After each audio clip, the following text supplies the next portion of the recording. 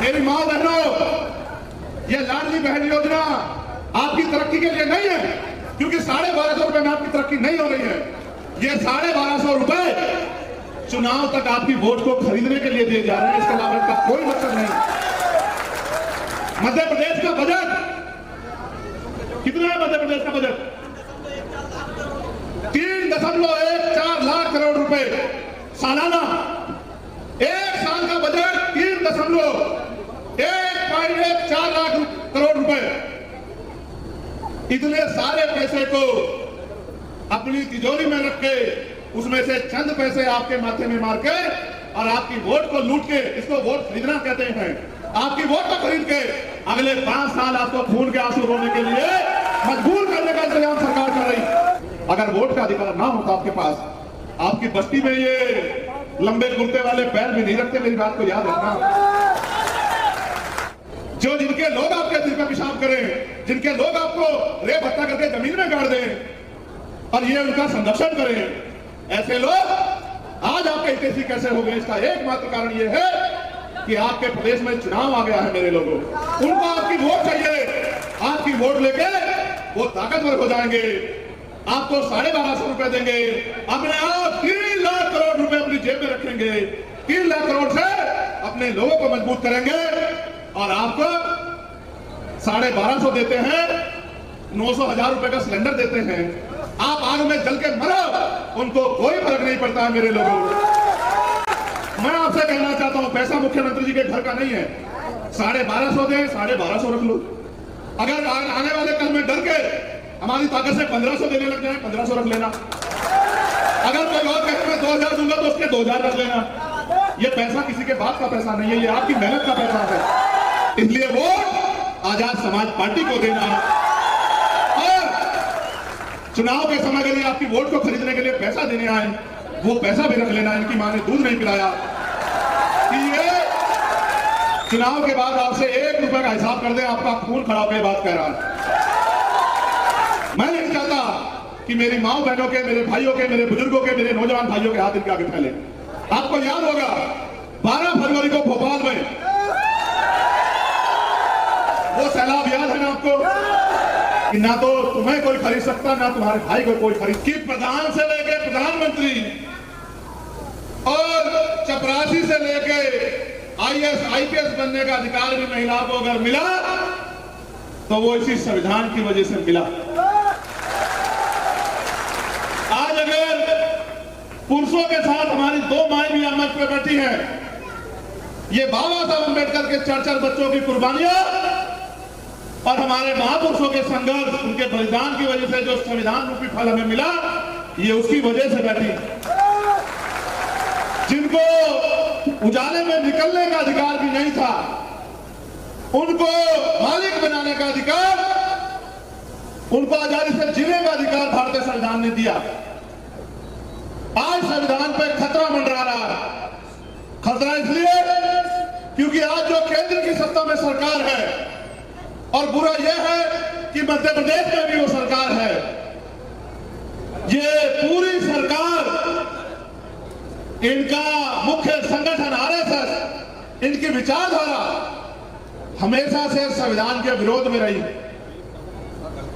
संविधान के लागू होने के 5 दिन बाद से ही इन्होंने ये कहना शुरू किया कि ये संविधान हमारा संविधान नहीं है। ये झंडा तिरंगा, जिस तिरंगे में भारतीय सेना का वो जवान जो शहीद होता है वो लिपट के आता है, इन्होंने ये कहा कि ये तिरंगा हमारा झंडा नहीं है। आज ये लोग बड़ी सत्ता में हैं, यानी कि बहुत ताकतवर हैं, केंद्र में भी सत्ता में है, स्टेट में भी सत्ता में है। दबी दबी आवाज में इनके नेता, इनके धर्मगुरु, इनके अधिकारी कर्मचारी, इनके मंत्री संतरी, और अभी कुछ दिन पहले जब हम लोग आजादी का दिवस मना रहे थे, प्रधानमंत्री के आर्थिक सलाहकार समिति के अध्यक्ष ये कहते हैं कि भारतीय संविधान को बदल देना चाहिए। इस बात को इस तरह समझो कि जिस तरह से भीम आर्मी के मुखिया के रूप में मैं हूं, और भीम आर्मी के नेताओं के रूप में हमारे सभी सम्मानित नेता हैं, वो जो बात कहते हैं वो मुझसे पूछे बिना नहीं कहते, या वो बात कहते हैं जिनकी चर्चा हमारे संगठन में होती है। आर्थिक सलाहकार समिति के अध्यक्ष जो बात कर रहे हैं, हमें उस दिन का इंतजार नहीं करना चाहिए जब ये पूर्ण रूप से भारतीय संविधान को खत्म कर दे। हमें समझ जाना चाहिए कि कहीं ना कहीं ये पिछले दरवाजे से तैयारी कर रहे हैं कि भारतीय संविधान को बदल के भारत में मनुस्मृति नामक संविधान को लागू करना चाहते हैं। इसलिए जब हमने भीम आर्मी का निर्माण किया, इस शपथ के साथ किया था कि भीम आर्मी भारतीय संविधान का सुरक्षा कवच है। हम ये जानते थे कि जैसे जैसे आरएसएस के लोग सत्ता में आएंगे, ये भारतीय संविधान को कमजोर करने का प्रयास करेंगे।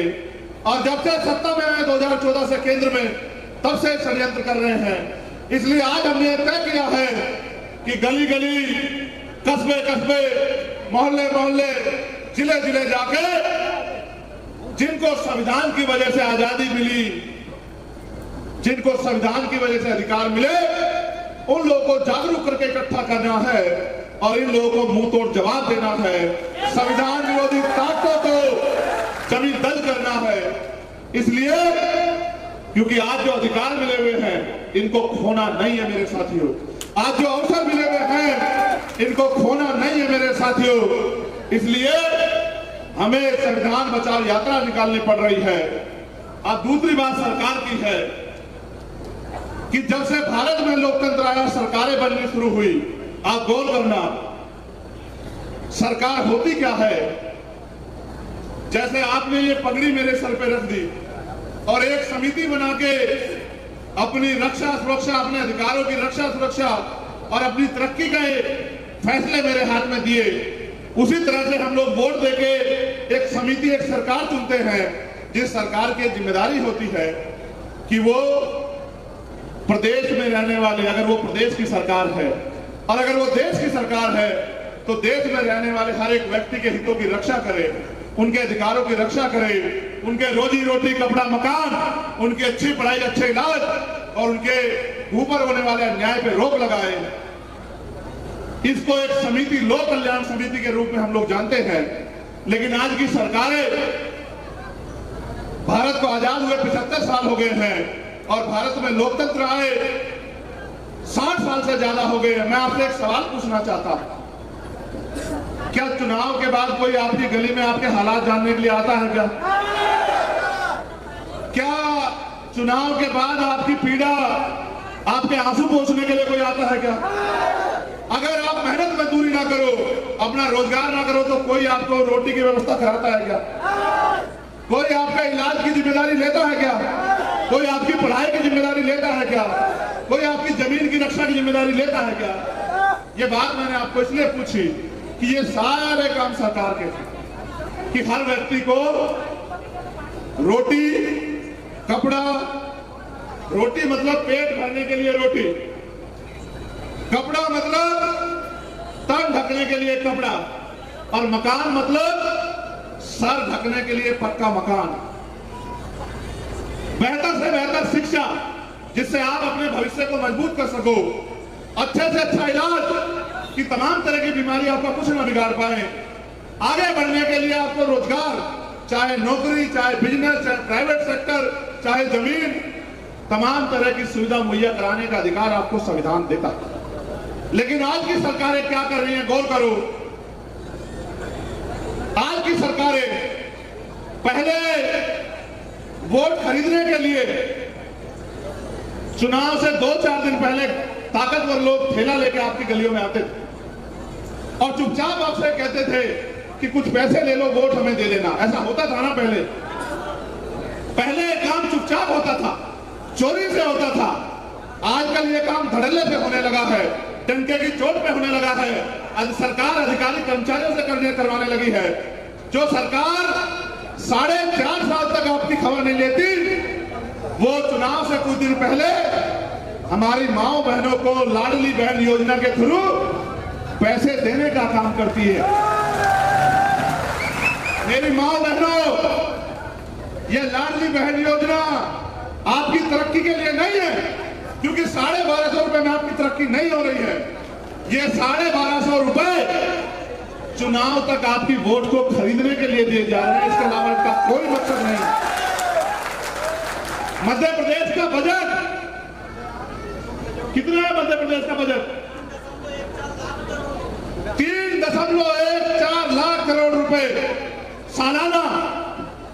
एक साल का बजट 3.14 लाख करोड़ रुपए।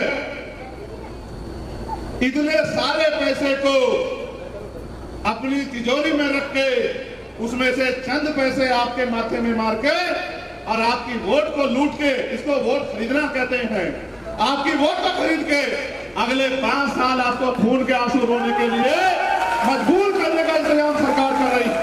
मैं आपसे कहना चाहता हूं, इस बात पर भी गौर कर लो कि सरकार का जो पैसा होता है वो सरकार का पैसा नहीं होता है, वो जनता का पैसा होता है।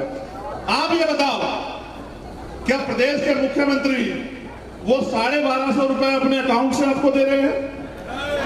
अपनी जमीन बेच के आपको दे रहे हैं? अपनी गुल्लक तोड़ के आपको दे रहे हैं? अपनी सैलरी में से दे रहे हैं? वो 1250 रुपए वो जो आपने टैक्स दे के पैसा इकट्ठा किया है, उस पैसे में से आपको दे रहे हैं। क्यों दे रहे हैं? क्योंकि आपके पास बाबा साहब अम्बेडकर की 4 बच्चों की कुर्बानी से दिया वोट का अधिकार है।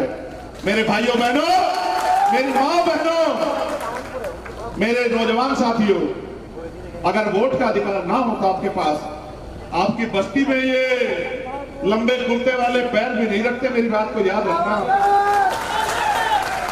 जिन्हें आज भी आप में से ऊंच नीच की भावना जिनके अंदर हो, जो आज भी आपको नीचा दिखाने के लिए आपके घर में भोजन करते हो, जो जिनके लोग आपके सिर पर पेशाब करें, जिनके लोग आपको रेप हत्या करके जमीन में गाड़ दें और ये उनका संरक्षण करें, ऐसे लोग आज आपके हितैषी कैसे हो गए? इसका एकमात्र कारण ये है कि आपके प्रदेश में चुनाव आ गया है। मेरे लोगों, उनको आपकी वोट चाहिए।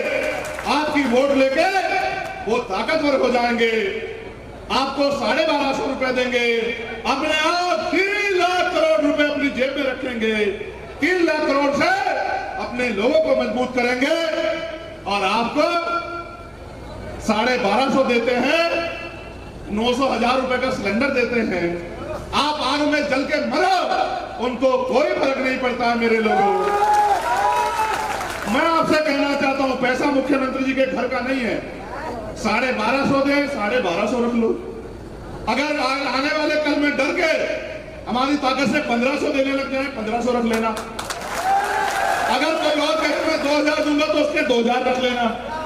ये पैसा किसी के बाप का पैसा नहीं है, ये आपकी मेहनत का पैसा है।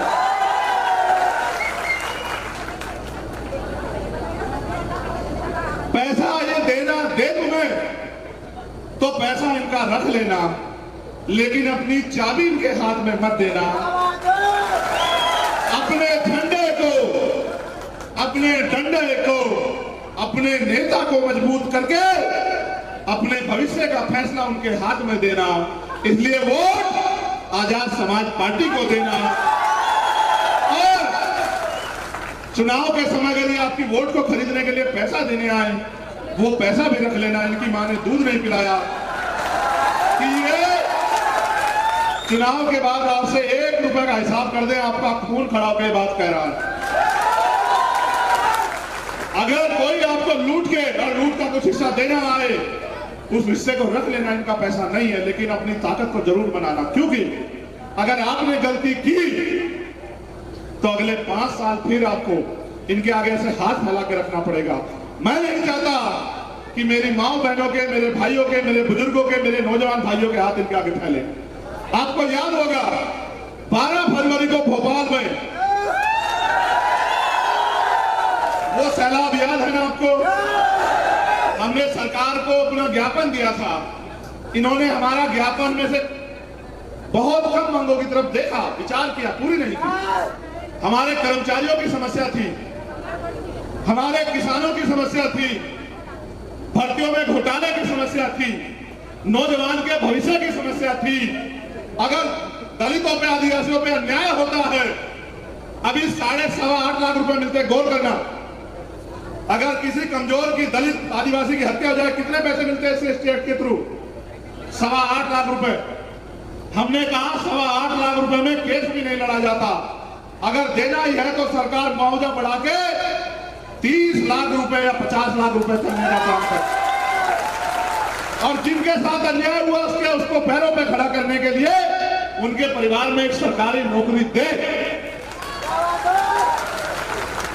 मैंने इनसे बहुत सारी मांग रखी कि जिस तरह से आप धर्म के आधार पर बंटवारा करके मुसलमानों की मॉब लिंचिंग कर रहे हो, धार्मिक आजादी को छीन रहे हो, ये अन्याय हम लोग नहीं होने देंगे। मॉब लिंचिंग पे कानून बनाओ। और तमाम तरह की मांगे थी कि 52% ओबीसी को 52% आरक्षण दिया जाए, आदिवासियों को जल जंगल जमीन पे उनका अधिकार दिया जाए, और महिलाओं पे जो अत्याचार हो रहा है इस पे रोक लगाई जाए। लेकिन मेरे साथियों, उस समय मैं ताकत के समय नहीं था, मैंने इनसे मांग की, इन्होंने मेरी मांग को ठुकरा दिया। मेरी ये बात समझ में आई कि जो लोग मुझे नहीं सुन रहे वो आपको नहीं सुनेंगे कभी।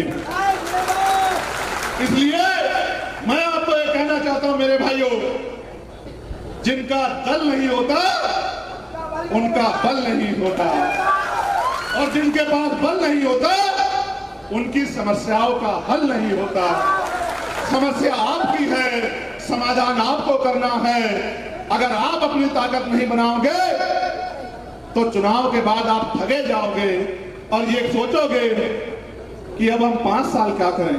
इसलिए अपने झंडे डंडे को मजबूत करने के लिए, अपने भाई को ताकत देने के लिए, गरीब के बच्चों को आगे बढ़ाने के लिए आने वाले कल में आजाद समाज पार्टी के प्रत्याशी छोटे भाई, क्या नाम है इनका? बहुत कम आवाज है, मुझे ऐसा लग रहा है।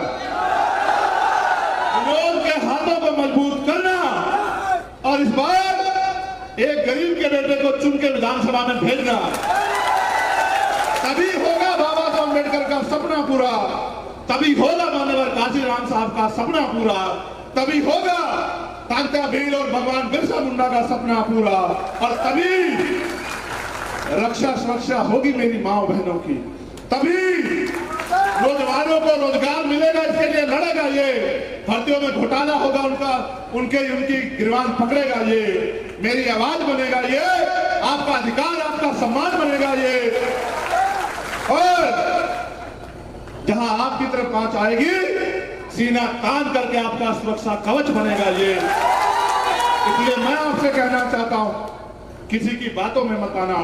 यहाँ बड़े बड़े नेता हैं, कोई मंत्री जी हैं, कोई संतरी जी हैं, कोई उनसे भी बड़े हैं, लेकिन उनकी नजरों में आप कीड़ों मकोड़ों से ज्यादा नहीं हो। अगर आपका सम्मान है, क्योंकि साहब ये कहते थे कि दूसरे के महलों से अच्छी होती है अपनी झोपड़ी। आप ये बताओ मुझे, आप मालिक बन के रहना चाहते हो या किराएदार? तो मालिक बन के रहना चाहते हो तो अपने घर में रहना, अपने घर को मजबूत करना। अच्छा सोचो, अगर आपने दूसरे का घर मजबूत कर भी दिया, जिस दिन मालिक का मन करेगा आपको क्या कहेगा कि तेरा काम पूरा हुआ, तू अपना रास्ता देख ले, मुझे चैन से पढ़ के सोने दे, कहेगा नहीं कहेगा? बताओ। दूसरे का मकान बना के आप मालिक नहीं बन सकते हो। इसलिए अपने मकान, अपनी झोपड़ी को मजबूत करना और अपने भाई विनोद को मजबूत करके मेरी ताकत को यहां बढ़ाने का काम करना। इतना जो संघर्ष हम लोगों ने किया, जो तमाम तरह की मुसीबतें झेली, जो तमाम तरह की समस्या का सामना किया, उस संघर्ष को बल देना और महापुरुषों के आंदोलन को आगे बढ़ाने के लिए हमें प्रेरित करना। मैं धन्यवाद दूंगा भाई विनोद अंबेडकर जी को, भाई गोविंद खारीवाल जी को, भाई समंदर मंडोत्रा जी को, भाई प्रदीप चौहान जी को, भाई अजय जाटव जी को, भाई धर्मेंद्र सिसोदिया जी को, भाई रवि चौहान जी को, जितेंद्र डोर जी को, अंतर सिंह सूर्यवंशी जी को, रितेश घावरी जी को, संतोष चौहान जी को, योगेश बामनिया जी को, अर्जुन जाटव जी को, अरुण चौहान जी को, भीम नरवरिया जी को, अजय राजौरिया जी को, विजय जाटव जी को, सुभाष जाटव जी को, दीपक परमार जी को, अर्जुन भदौरिया जी को, भाई समीर खान जी को, अंकित चौहान जी को, ओम जाटव जी को और समर साथी विधानसभा सावेर पदाधिकारी और कार्यकर्ता, उन सबका भी धन्यवाद देता हूं। सबसे ज्यादा धन्यवाद दूंगा अपनी मातृशक्ति का। मैंने परसों इनसे पूछा, देखो मेरा विश्वास कितना अटल है, मैंने परसों इनसे पूछा, इनका फोन आया, भैया इंदौर में बारिश बहुत हो रही है, भैया उज्जैन में बारिश बहुत हो रही है, कैसे होगी यात्रा। मैंने कहा भाई तुम सोच लो, मुझे तो आना ही है। फिर मैंने कल एक आंदोलन में मैं था, 25,000 घरों को वहां की भारतीय जनता पार्टी की सरकार बेघर करना चाहती है, 1 लाख लोग परेशान हो जाएंगे। ऐसी माएं बैठी थी, मैंने उनसे कहा माओ से कि माओ बहनों मुझे जाना है मध्य प्रदेश, मेरी कल यात्रा और सभा है, मैं किसी उद्योगपति का बेटा नहीं हूं, मेरे कार्यकर्ताओं ने, मेरे भाइयों ने अपनी मेहनत का एक पैसा जुटा के सभा और यात्रा की तैयारी की है। आप प्रार्थना करना कुदरत से कि बारिश ना हो, जो उनकी मेहनत का पैसा खराब ना हो, और जो उत्साह उनमें है उस उत्साह के साथ वो सभा करा पाए। और देखो पूरा दिन हो गया, आपके अटल लक्ष्य के आगे वो झुक गया है। यानी कि अगर कोई चीज तय कर ली जाए तो नामुमकिन आप भी तय कर लो कि सावेर से इस बार आपका विधायक कैसा होना चाहिए, बताओ। कम आवाज है, मंत्री जी के घर तक नहीं जा रही है, तेज आवाज में बताओ। आखिरी बात ये बताओ, ऐसा तो नहीं होगा कोई पैसे वाला आ जाएगा तो इस गरीब को भूल जाओगे, ले लेना पैसा, कोई फर्क नहीं पड़ता, कोई मेहनत की कमाई का नहीं दे रहा है तुम्हें। आज की राजनीति तो व्यापार हो गई है, गौर से सुनना इस बात को। चुनाव से पहले पैसा खर्च करो, चुनाव में पैसा खर्च करो, जीतो, पैसा कमाओ, इससे तुम्हारा भला हुआ। अगर अमीर गरीबों का भला चाहते तो कोई गरीब नहीं रहता। मेरा जन्म तो उनमें हुआ जो पानी पी के शाम में अक्सर पेट पे हाथ फेर के सोचते हैं कि मेरा पेट भर गया, जो बहुत बीमार होने पे भी एक हरे पन्ने की पट्टी लेके अपने आप को सोचते हैं कि मैं ठीक हो जाऊंगा, और अगर जो मेहनत के लिए सुबह मजदूरी के लिए ना जाए, उनके बच्चे भूखे रह जाए। मैं उस समाज में पैदा हुआ हूं और मैं जानता हूं अगर लोग आपकी समस्याओं का समाधान करते तो आज आपके मकान कच्चे नहीं होते। मैं गया था किशन बागरी के, आप जानते हैं नहीं जानते हो किशन लाल बागरी को, कैसा था उसका मकान, क्यों था कच्चा, कभी सोचा आपने? मैं बताता हूं, आदमी कुत्ता पालता है, उसके लिए भी पक्की जगह बना देता है कि उसको बारिश बूंद ना लगे। आदमी गाय भैंस बकरी पालता है, उसके लिए भी बना देता है। उनकी नजरों में आपकी हैसियत जानवरों जैसी भी नहीं, अगर होती तो रात को आपकी छत से टपकने वाले की पानी की परवाह उनको होती। मेरे लोगों, वो तो एक चीज जानते हैं कि गरीब को इतना गरीब रखो कि वो चंद पैसे पे आपके साथ खड़ा रहे। मैं आपसे जानना चाहता हूं कि आप बिकाऊ हो? नहीं, दोनों हाथ उठा के बताओ, ऐसे नहीं मानूंगा। नहीं नहीं, अगर हो बिकाऊ तो हाथ उठाना, अगर नहीं हो तो मत उठाना। ढेर चाल से काम नहीं चलेगा मेरे लोग। क्या बिकाऊ हो तो फिर ये जानो कि ना तो तुम्हें कोई खरीद सकता, ना तुम्हारे भाई को कोई खरीद सकता। अपनी लड़ाई अपने लोगों को इकट्ठा करके अपने दम पे लड़ेंगे, और तब तक लड़ेंगे जब तक मध्य प्रदेश ही नहीं देश का हर एक गरीब ऐसे कुर्सियों पे बैठ के मालिक जैसा जीवन जीता नहीं, तब तक लड़ते रहेंगे। बहुत बहुत धन्यवाद। जय भीम, जय भारत, जय मंडल, जय संविधान, जय जोहार। बहुत बहुत धन्यवाद।